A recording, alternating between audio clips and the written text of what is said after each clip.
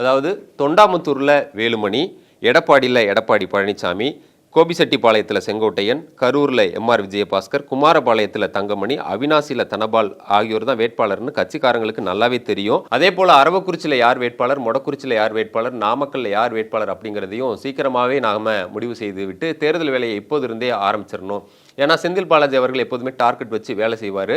இப்படியெல்லாம் நாம் முன்கூட்டியே வேட்பாளர்களை அறிவிச்சுட்டு நாம் திட்டமிட்டு வேலை செஞ்சால் மட்டும்தான் செந்தில் பாலாஜிக்கு நாம் டஃப் கொடுத்து கொங்கு மண்டலத்தில் மீண்டும் நம் வசமாக்க முடியும் அப்படின்னும் அந்த மாஜிக்கள் எடப்பாடி பழனிசாமி கிட்ட சொல்லிட்டு வந்திருக்காங்களாம். இது குறித்து கரூர் மாவட்ட எம்ஜிஆர் இளைஞரணி செயலாளரும் முன்னாள் கிருஷ்ணராயபுரம் தொகுதி வேட்பாளருமான தானேஷ் கிட்ட பேசணும். அவர் என்ன நம்ம கிட்ட சொன்னார் அப்படின்னா, போன தேர்தலில் எங்கள் கட்சி நிர்வாகிகள் சிலர் திமுக கிட்ட விலை போயிட்டாங்க. இந்த முறை அப்படி நடக்காது. ஜெயலலிதா அவர்கள் எப்படி கட்சியை வழி நடத்தினாங்களோ அதே போல எடப்பாடி பழனிசாமியும் இப்போது வழி நடத்திட்டு இருக்காரு. ஒரு இரும்பு கோட்டையை போல கட்சி அவர் வச்சிருக்காரு. அவருக்கு எப்போ வேட்பாளர் அறிவிக்கணும், யாரை வேட்பாளராக அறிவிக்கணும் அப்படிங்கிறது அவருக்கு தெரியும். அவர் தெளிவாக முடிவெடுப்பார்.